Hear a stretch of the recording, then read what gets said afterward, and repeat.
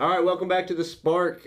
We are here and we're going to unpack a little bit more of this week's message. So I want to kind of just put that out there for you guys. We talked a lot about the different miracles that we saw in Luke chapter 8 this week, but what do you think some of the emotions that the characters are feeling in this story? And I just want to kind of toss it out there and give you guys a chance to say, like, all right, I had to be feeling this because I feel this at sometimes. So. I think I relate especially with Jairus, like and I know you spoke a little bit too, like, man, when you have sick kids, like, I don't know if there's a time I feel more helpless of, like, I feel like the only thing I can do is just, like, embrace them. And so, like, stepping into how he felt, especially, like, getting to the point to where he had come to Jesus essentially with, like, hey, you're my last hope. Like, this is a last-ditch effort. Like, I've gone through everything else. Like, please, can you help me? And the relief he probably felt when Jesus was like, yeah, like, let's head that way. But then also, like, where he gets when the woman touches the hem of his cloth, and, like, he stops, and, like, probably that tension that built up inside of him of, like, we were on our way. Like, let's not forget where we're going. And I think stepping into that really gives me some compassion and patience for, like, where Jairus is, especially, like, a lot of relating to him too. I felt the woman who reached out to Jesus. I just felt her desperation in that moment and can relate to that. You feel like you just feel so hopeless, and yet at the same time there's this one last hope, one last ditch effort of, I guess I'll just try this. And a little bit Jairus too, of the desperation of, I don't have anything else to try, and so I'm desperate for the last thing that I can reach for.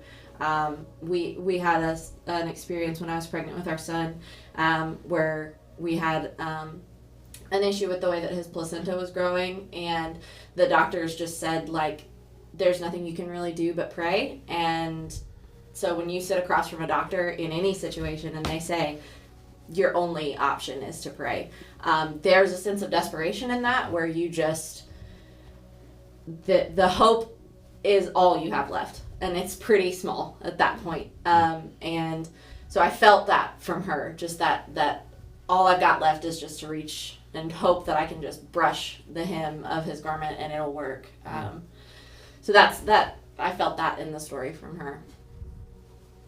I love context, and when we were in D group with Jen, she was always like, oh, there's Anita with let's think about what it was like for them. So that was a role that I played then. But I think the context of Jairus being a synagogue leader and her being first a woman in that culture and an unclean woman, and for him being a synagogue leader who had already made a big step to believe that Jesus could heal his daughter, and then to be stopped for somebody that was culturally so much beneath him, that his feeling of just, not even because he was a bad guy, but because culturally everything he knew was that she was beneath him, significantly beneath him, and for him to have to stop and endanger his own daughter for this woman who had a disease, which to her was everything that she needed healed from, but his daughter, then they come with the news that his daughter's dead. There's a lot of disparity there in what was going on between them culturally, and then also the difference between what had happened to his daughter and what was happening with this woman. I just think that had to swirl for him, and like, how could he stop for somebody who's less than me for an issue that's less than mine? Just had to roll in on him. It's like, just there's a range of emotions that you're going to see, or that I would have felt. I know in a similar situation, I would have felt, from kind of feeling sorry for myself to desperation to maybe even anger or frustration, all in this same story, which is so incredible. And I would have been caught up in, my thing is the biggest thing going on, and you've stopped to help somebody else. And typically what I do is I'll find myself, hey, if he doesn't fix the thing that I want him to fix right now, then I begin to withdraw away from Jesus, right? And I begin to say like, hey, well, if you're not going to fix the thing that I need fixed, then I'm going to go back to trying to figure out how to fix it myself. And for Jairus in our story, like if he does that, he misses out on the miracle that is Jesus raising his daughter from the dead. And so there's a little bit of a kind of a lesson in there for us, even if we're in the middle of it and he hasn't quite, pulled us out of our circumstances.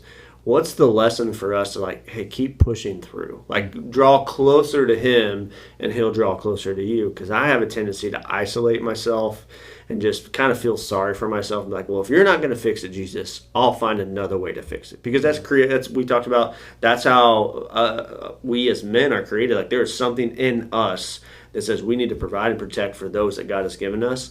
And so him in that space, I could just so relate to like, I'd run the gamut of emotions. Like I feel sorry, I'm desperate, now I'm angry, now I'm frustrated, now I'm going back to planning on how I can try to figure this out myself.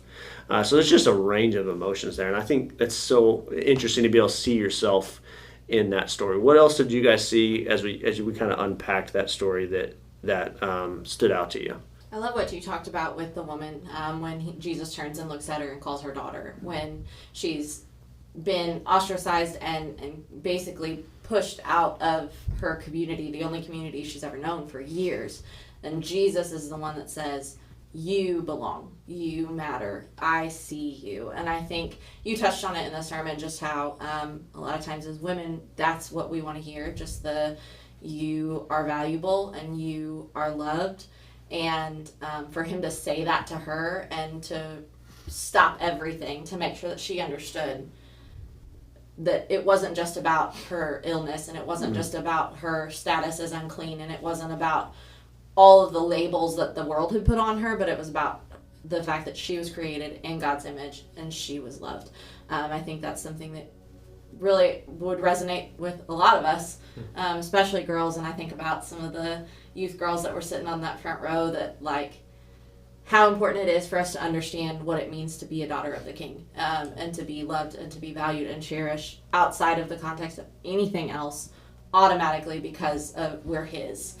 I think that's so important for us as girls, but just as people. Yeah, nobody, that time when he calls her daughter, like nobody gets to define you except for Jesus. And for the last 12 years, she's been defined by this physical ailment and been ostracized. She's been alone. She's been put out by herself with no faith community to even be able to worship with. So there's no one else coming alongside her.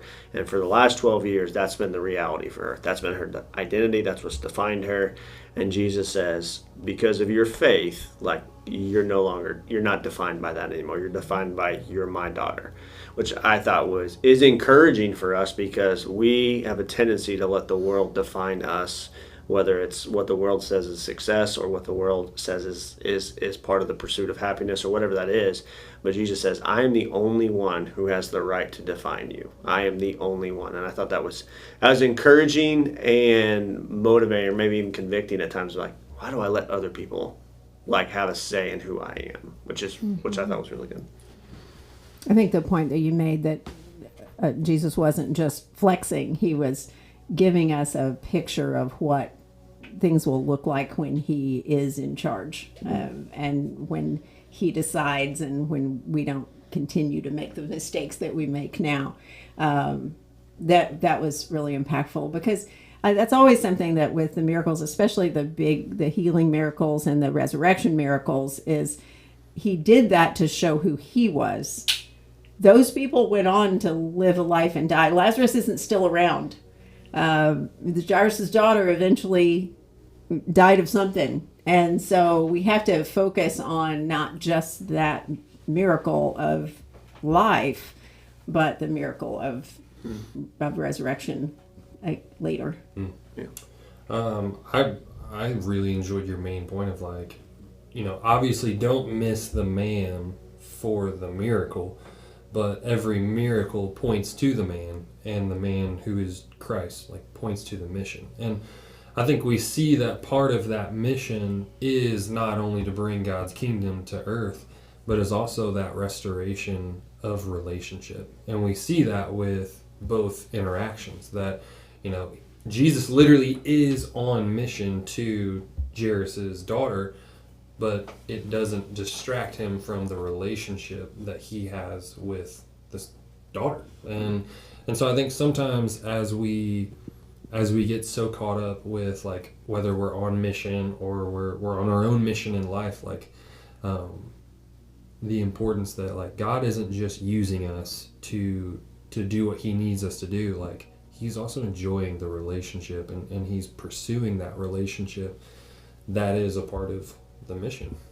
Yeah, and I think the whole idea of like every miracle points to the man, and the man always points to the mission.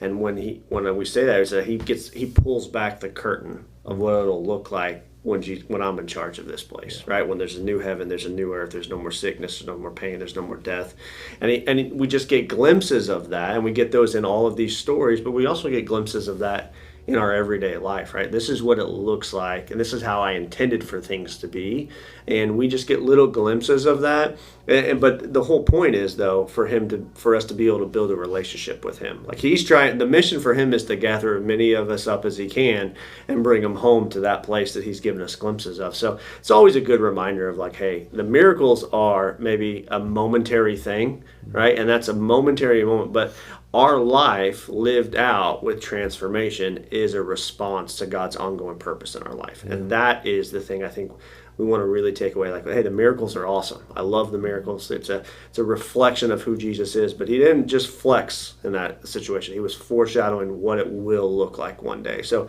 even if we're in a space where he hasn't answered my miracle, like we know on this side of eternity or the other, like we're all going to be in the same place, right? Like he's going to bring us to a place where there is no more death, there is no more pain, there is no more sickness. Like we're all headed to that place. And I think that's a big takeaway for me from this week. And I hope that is something that has sparked a little conversation for you guys this week. We'll see you guys this Sunday as we continue week 3 of Miracles.